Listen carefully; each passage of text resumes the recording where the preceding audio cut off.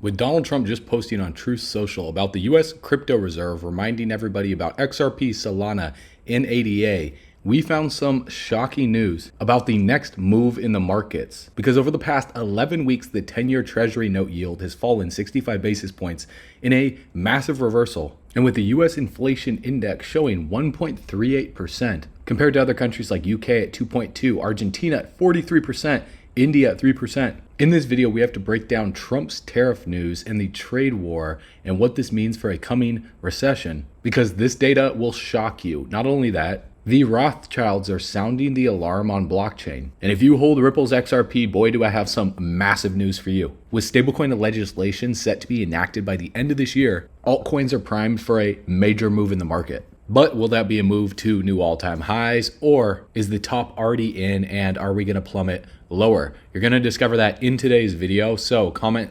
777 if you're feeling blessed. If you're feeling bullish, let's run it.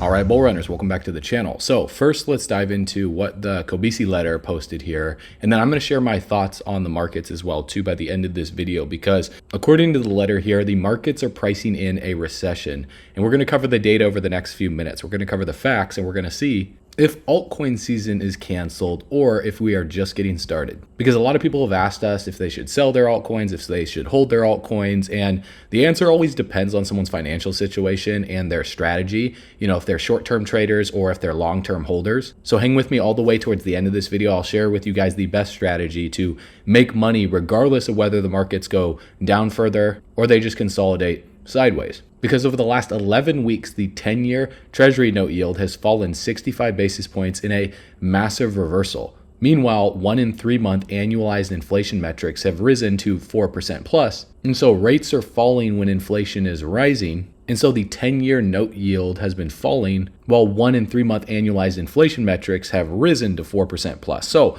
why the difference here between trueflation of 1.38% versus the 1 and 3 month annualized inflation metrics at 4% plus? And also on trading economics, the inflation rate is at 2.8%. So we have various numbers here, one at 2.8, one at 1.38, and also the personal consumption expenditure price index, which is what the Fed uses, showing 2.5%. Well, it's how these are tracked. For example, Trueflation reports a year-over-year inflation rate. This is a 12-month measure, not a short-term snapshot. And they use over 10 million daily data points from 60-plus sources, updated in real time, claiming to lead traditional metrics like BLS, CPI by about 45 days. So the drop to 1.38% actually suggests a cooling trend over the past year. Whereas trading economics data at 2.8%, measuring price changes from March of 2024 to February of 2025. And so this is calculated through a fixed basket of goods and services. It's the traditional benchmark, but less agile than Trueflation. And so it's higher than Trueflation, but it's still below the KOBESI claim, indicating moderate inflation over a full year. And so let's talk about what could be causing this, because the start of President Trump's trade war came with a top in the 10-year note yield. And throughout the course of the last 2 months, rates have fallen as markets are pricing in a recession, they say. The 25% automobile tariff announcement marked the most recent lower high in yields. So this is very important to pay attention to if you hold crypto or stocks or even real estate or even cash. Basically, if you're a human being, you need to watch this video. Because these tariffs are causing massive volatility in the market, the stock market recently peaked, the trade war escalated, and just recently Trump has announced massive reciprocal tariffs that I covered in my video yesterday, breaking down my expectations in the markets from a video 2 weeks ago and how I was expecting a pullback in Bitcoin and the altcoin market. And sure enough, that is exactly what we saw. And now we are seeing a bounce in the market short term. So is this going to play out similar to what we've seen happen in the past during this recovery from October of 2024 until December of 2024 for the market to bounce? Well, we're going to discuss that in a little bit. And we're also going to discuss M2 global liquidity. But first, let's talk about this. Following the March 13th relief rally, the S&P 500 was trading down just 6% from its peak. Historically, if stocks subsequently drop another 5% on average within the next 150 days, the US economy was in a recession. So on Monday, the S&P 500 hit the minus 11% threshold. Now, this is just one data point to look at, but we need to look at it a lot more because historically speaking, 56% of market corrections avoided a recession within the next 12 months, whereas 32% of the time a recession took place within the next 12 months. So while history suggests the majority of corrections do not lead to a recession, we are, however, seeing weakness in the market that we need to pay very close attention to because equity markets are clearly pricing in a recession. The S&P 500 is down 2% since Fed rate cuts began in September of 2024. And in the case of rate cuts during a recession, the S&P 500 declined 6% in 6 months, 10% within 12 months. The average post-pivot return is 1% plus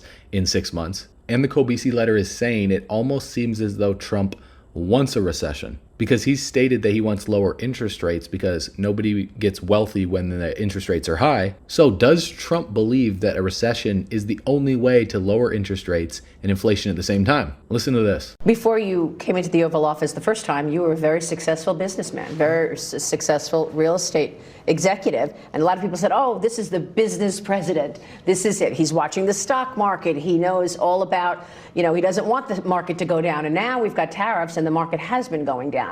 Well, not much. I mean, in all fairness, not much. You said, look, we're going to have a disruption, but we're okay with that. Is that what you meant? The stock market going down was the disruption? What other disruption were you alluding to? Look, what I have to do is build a strong country. You can't really watch the stock market. If you look at China, they have a 100-year perspective. Now, obviously, Trump is going to deflect and say, it's not much, it's not a big deal, we have to build a strong country.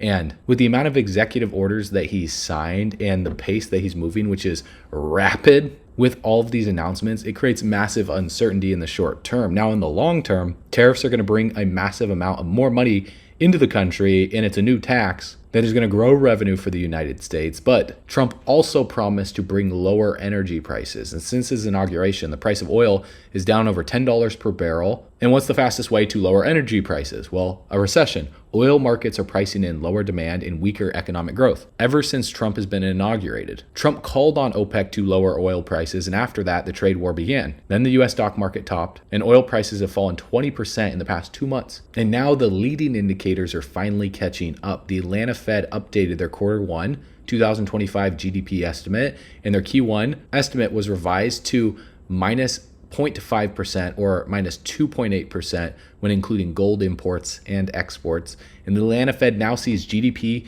contraction for the first time since 2022. Now, as we talked about in my video yesterday, the price of gold has been making a new all-time high because people run to gold when there's massive uncertainty and they don't know what's going to happen to the economy, whereas gold imports to the US have become so large that the Atlanta Fed has to adjust for them. Gold prices are up 70% since October 2023 and have made 52 all-time highs in the past 12 months. This has never happened outside of a period of economic weakness. So gold is flashing massive warning signs. So we're all just waiting for the day that they go to Fort Knox to see if the gold is actually there. And if it's not there, there'd be a flash crash in the market, depending on what they uncover. So I would expect there to be a correction in gold at some point. But right now, gold is having its time to shine. If we look at the daily stochastic RSI, the D line is at 90, the K line is at 84. We're in overbought conditions, but it's following pretty closely with M2 Global Liquidity Index. If we measure from the last breakout right here to the high, the offset is only by about 30 days, whereas for crypto, the offset is over 100 days. Gold seems to be more closely correlated with M2 Global Liquidity. So could this be a sign for what's to come next for the crypto market? Gold is just leading the way. Because if we look at total 2, which is the crypto total market cap excluding Bitcoin, and we bring up M2 Global Liquidity in yellow right here next to the altcoin market cap chart, we can see this offset here. If we measure from the high of the end of September to the local high on the 7th of December, for the altcoin market, it's about 70 days. If we measure to this peak right here, it's about 110 days. So depending on which offset you're measuring by, ever since global liquidity started to break out in June of 2024, it's been decorrelated from global liquidity with the breakout and pullback. Then the crypto market started to break out in November of 2024. And so that's what the offset is, just measuring from peak to peak. And so as you guys can see right here on the price chart, global liquidity started to break out in the middle of January. But before that happened, we had this bounce in the market and a lower low before the breakout took place. So is that what we are going through right now with this recent bounce in the market? And will we either see a higher low or a lower low? Well, only time will tell, but if gold and the M2 Global Liquidity Index is a leading indicator, then that's a telltale sign of what's to come next for the entire altcoin market. And also, if we look at the stochastic RSI in the daily, the K line is at 12, the D line is at 6. And if we zoom in here, you guys can see during the last consolidation phase, when we're wrapping it up during this point right here from, September 2024 until October of 2024, when we were down below 20 on the stochastic RSI, forming bullish crosses down here, similar to what's happening right now. Well, it was right after this major bounce in the market, coming back down for a higher low right here when we formed that bullish cross. And then we just kept putting in higher lows for the market ever since November of 2024. But there was some massive volatility through this range. So if I just trace that up to where we're at right now, doesn't mean that it's going to play out exactly the same. In fact, it won't play out exactly the same, because anytime we drop a chart like this, it tends to deviate from it at some point. But on a macro market perspective, we watch for bullish crosses below 20, and then we look for confluence on multiple different indicators, because the markets love to make reversals when consumer sentiment is low. And suddenly consumer sentiment has collapsed to its lowest level since the 2022 bear market. This data has yet to account for the new auto tariffs announced and Trump's Liberation Day tariffs coming tomorrow. Inflation will rebound further in March and April, and sentiment will fall, according to the CBC letter. And if we look at the crypto fear and greed index, right now we're at fear at 34. It's not the lowest that it's been, but it's definitely low. When we look over the past year, or even click on max right here, you can see we're barely just above levels that we were at since December of 2022, when we were teetering between 20 and 30. Right now we're at 34. So sentiment is in the dumps right now, which is actually a really good sign, because you don't make money buying at all-time highs. For example, if you're buying gold right now, sure, gold could go higher, but if gold starts to pull back and you bought at $3,000, you're going to be kicking yourself in the butt. You buy when sentiment is low. So for example, I was buying gold and I was buying silver all the way down here when gold was at about $1,600 per ounce, even all the way over here at like $1,900 per ounce before gold broke out. And I was telling you guys that gold is going to go on a massive bull run, and that's exactly what we're seeing. Even looking at silver, I've been a little bit disappointed in silver. I was accumulating silver all the way back here at about, $20 an ounce. It's at 33, so it hasn't been doing bad. But I think silver is on the verge of a massive move to previous all-time highs that it was at. If we zoom out here on the monthly chart, you can see ever since 1980, silver has been below $50 per ounce. And all this is right here is a massive macro cup and handle, where you see the cup since the 1980 high, you see the massive handle right here. Obviously the neckline is at about $49.50. And so for a price target, again, I'm not giving you financial advice. These are just the technicals here. All we do is we take the depth of the cup to the lowest point, which would basically be the bear market low from like 93 or even 91. And we put that to the breakout point, which would be the neckline. And that's nearly a $700 per ounce silver. Now, it's not going to happen right away, but just based on the technicals here, that would be the price target for silver. Now, whether that happens by 2030, 2040, 2050, I think that's coming for silver, because people run to precious metals when there's massive uncertainty. And with consumer sentiment in the dumps right now, recessions and periods of uncertainty are extremely profitable for traders if you know what to buy and you have patience in the macro. So we're going to continue to capitalize on these massive swings in the market inside of Altcoin Pro University. And our research team has discovered the best ways to be able to make money, even if you have no big budget, you're not a professional trader, you don't have a big brand, through different DeFi yields and airdrops. For example, when you click the link in the description below and you join Altcoin Pro University right now, click on the classroom and scroll down here through the 100+ classes here, and you will see the endless airdrop strategy. Just click that and you'll see all of these videos showing you exactly how to make money from airdrops. And guys, this is free money here. I'm not going to make any guarantees, but some of our clients have generated tens of thousands and even hundreds of thousands of dollars through airdrops, no matter what the market's doing. And a lot of these airdrops happen during a bear market as well too. You just need to know where to look. And so this will teach you exactly how to find them. We also have different yield strategies here in DeFi that are posted virtually every single day, with some blockchains that are new, some that are more established. But you can see some of the yield on this, 100% APY. Pretty crazy. But some of these airdrops are pretty good passive income. This one right here was about $1,600. And the best part, it didn't cost a dime, just some farming, which would have been done anyways. And we have members winning on trades almost every single day and every single week. This one right here was about $1,700 from one trade. And you can see even more results when you watch the video through the link in the description below. So I know you guys are going to love it, because regardless of a recession coming or not, we are very well prepared for it. All of our students inside of Altcoin Pro University are developing new skills each and every single day, because when we look at the 10-year treasury yield curve versus the 2-year right here for this yield curve inversion, we're in the positive right now. And we just got out of the steepest yield curve inversion that we've been in since the 1980s. Now, every single time in the past, 1, 2, 3, 4, 5/6. It was very volatile back in the 80s, but you can see this gray period right here that has marked a recession that has come in when the yield curve has spiked drastically into positive territory. So in my opinion, my thoughts on the markets here, it's not a matter of if a recession is going to come, it's when are they going to mark it in on the charts here for the fred.stlouisfed.org. Because we can see right now that the 10-year yield is at 4.16, whereas the 2-year yield is at 3.875. And so that's what this measures. When we're in positive territory, that's when the 10-year is higher than the 2-year. And the 2-year has been in a downtrend since the 11th of September, forming lower highs and also a lower low here on the 30th of September. So the real question is, how steep will this yield curve go back into the positive? Because if we see the 2-year plummet, whereas the 10-year holds up relatively stable, you guys can see we haven't put in a lower low since the 9th of September, or even the 3rd of April for the 10-year, whereas the 2-year, we did put in a lower low than April right here. So the 10-year is still technically in an uptrend, but momentum has been slowing because we did put in a lower high on the 13th of January, 2025, since October. So 2 years, we're on the weekly chart right here, and momentum is looking very weak on the 2-year bond yield. So in my opinion, it's only a matter of time. And I think that's gearing up for the end of 2025 for a recession to be marked in, if that to lead to the biggest crash in the markets. And I think that will affect the crypto market. But first, I do think we will see a relief rally in the markets, because the technical indicators, even on the weekly right here for total 2, are showing that we're oversold right now. The K line is at 6, the D line is at 4. We just experienced a bullish cross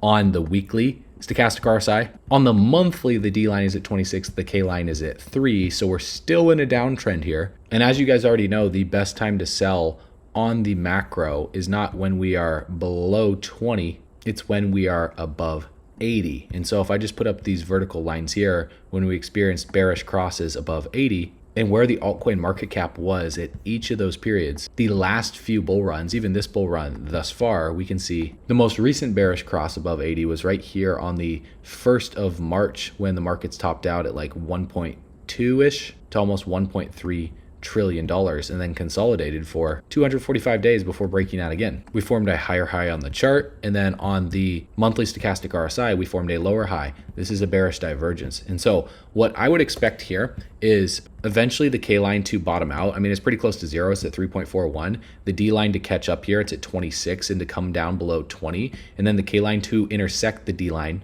and eventually there to be a bullish cross. Now, we don't know how long it'll take. As you guys can see, where I'm circling right here on each of these points on the chart, when we saw the K line, the D line drop below 20, it stayed down there for an extended period of time. And if I just put a vertical line marking at where we were at this exact same point when the D line was at 26 here, and remove the other vertical lines when we were above 80 experiencing bearish crosses, while being in a massive downtrend like we are right now, the last time was right here, right before the complacency stage bounce, before the bear market kicked in. And so even going all the way back here to April of 2018, when we were roughly at like 26 for the D line in a downtrend, that was right when we saw the complacency stage bounce again before the bear market kicked in. So a lot of people could argue that the next leg up in the market, in this recovery rally that's inevitably coming, is a complacency stage bounce for a lower high before we go into the bear market, which would be a massive bummer for people that think we're going to make new all-time highs. Now, I'm not saying that this is going to happen. I'm also not saying that it's not going to happen. What I am saying for is you need to prepare for either scenario, because if you have more than you can afford to lose in the crypto markets right now, on the next relief rally, it might make some sense to deleverage a little bit, because if we see the recession hit and we see some black swan events, or we see the crypto market crash and go into a bear market early and we see the stock market crash, well, it's going to be a lot harder for you to sell as the market's crashing, because your emotions are going to be involved and you're going to be thinking stuff like, well, surely the markets have to recover, because there's no way we just topped out at where the 2021 high was. We didn't even go into a massive expansion of the market like we went into in 2021. And that's just the facts that you have to deal with, because we are in a very different economic climate now, with the Fed, with the effective federal funds rate, with inflation data, with the 10-year to 2-year yield curve inversion. So this is why we're going to be covering the markets each and every single day for you, to show you confluence so we can look at multiple different viewpoints, because even zooming in on total 2, it paints a different picture on the weekly chart than it does on the monthly, because look right here on the bottom right hand side of the screen. The K line's already at 5, the D line's at 4. We experienced a bullish cross. And so this is leading me to believe there is going to be a short-term recovery in the market. The real question is, how high will that recovery be? Will it be a lower high on the price chart, or will we break out to new all-time highs, leading Bitcoin's dominance to drop off of the shelf, sending us into a full-blown alt season? Well, right now the K line is at 96, the D line is at 92 for Bitcoin's dominance on the weekly chart. We are in overbought conditions. So I think at some point Bitcoin's dominance is going to peak out and we're going to roll over to the downside. And when we do, that could lead to one of the biggest liquidity injections in the altcoin market that you have ever seen. And you need to be ready, because the Rothschilds are sounding the alarm on blockchain. You guys know the Rothschild family, one of the wealthiest families in history. Well, they made a rare and significant statement. Blockchain adoption is accelerating faster than expected. When one of the most influential financial dynasties acknowledges a shift of this scale, it's worth paying attention to, because their language is clear. Terms like accelerating and large-scale adoption reflects a major transformation in global finance. A lot of people do not pay attention to nuanced points in the human language. I love studying the human language, because the English language is filled with things like spells and curses. That's why we learned how to spell and write in cursive when we were kids. And so every single word, when we get into gematria and other videos, has a major meaning behind it. But some of the biggest meanings are in plain sight, because the financial elite are telling us what's happening now. More than half of Fortune 100 companies are actively implementing blockchain strategies, signaling that adoption is well underway. It's not a theory anymore. Stablecoins have already processed an astonishing $33 trillion in transactions, surpassing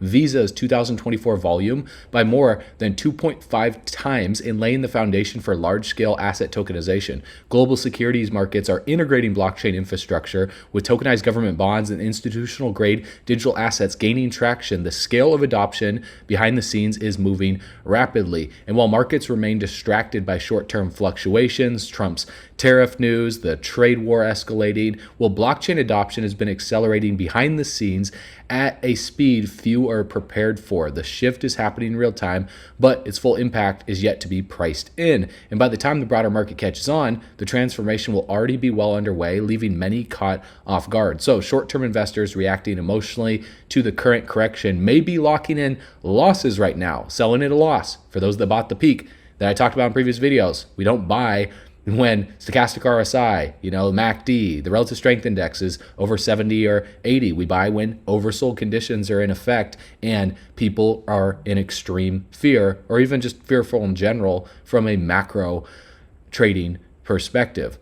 Long-term investors are receiving the ultimate confirmation. This latest Rothschild document is massive, guys. Also, on top of that, look at this. This document right here is talking about the project that is managed by the Moja Loop Foundation, which was launched early in 2020. Its members include central banks, financial services, and technology companies such as Google, Coil, and Ripple. and philanthropies such as the Bill and Melinda Gates Foundations, love them or hate them, it doesn't matter. This is a massive power play. And the Rockefeller Foundation. The Mojaloop Foundation and its community also advances financial inclusion by shaping international standards and innovations, for example, through a research partnership with the Monetary Authority of Singapore on central banking digital currencies, which are basically other forms of stablecoins. And as you guys know, Ripple launched their stablecoin because they're getting ready for the stablecoin acts that are coming into place with legislation to be enacted by the end of this year. Donald Trump will be signing a stablecoin bill before August. And there's this thing called the Genius Act to certify that regulatory regimes are substantially similar to the Federal Reserve regime, which would allow stablecoins with total outstanding issuance below $10 billion to be regulated under the state framework. Payment stablecoins would also be included or excluded from federal regulatory regimes applicable to securities, commodities, and investment firms. So there's also the Accountability for a Better Ledger Economy Act of 2025. It's just called the Stable Act. And it's somewhat similar to the Genius Act because both require stablecoin issuers to be licensed to maintain reserves on at least a one-to-one basis, and both limit issuers' composition of reserves. And there's also some notable differences between the two bills. For example, the House's Stable Act has a stronger language requiring federal stablecoin regulators to differentiate among issuers based on capital structure, riskiness, and complexity. It does not impose the Genius Act's $10 billion size limit on issuers that may opt for a state-level regulatory regime, and the Stable Act would ban collateralized stablecoins for 2 years, whereas the Genius Act tasks the Secretary of the Treasury with studying those types of coins. So the interesting thing in this topic, in both chambers of Congress, coupled with Trump's desire to sign legislation on stablecoins before Congress's August recess, which strongly suggests that before the year is over, some form of stablecoin legislation will be enacted in the United States, which is going to cause the market cap of major stablecoins like USDC to rise. It's currently at an all-time high at $60 billion with this recent altcoin pullback. Even USDT is breaking out at nearly $144 billion market cap. And right now, we're at a very pivotal point for Tether's market cap dominance compared to Bitcoin's market cap dominance, especially when we look on the weekly stochastic RSI. We can see the D line is at 88, the K line is at 84. We experienced a bearish cross for Tether's market cap dominance above 80. And you guys know on the macro now, after watching this entire video, generally what happens after a bearish cross takes place above 80, eventually we will see the stochastic RSI reset and come back down below 80, closer to 50, or even below 20, meaning that Tether's market cap dominance is eventually going to roll back around to the downside.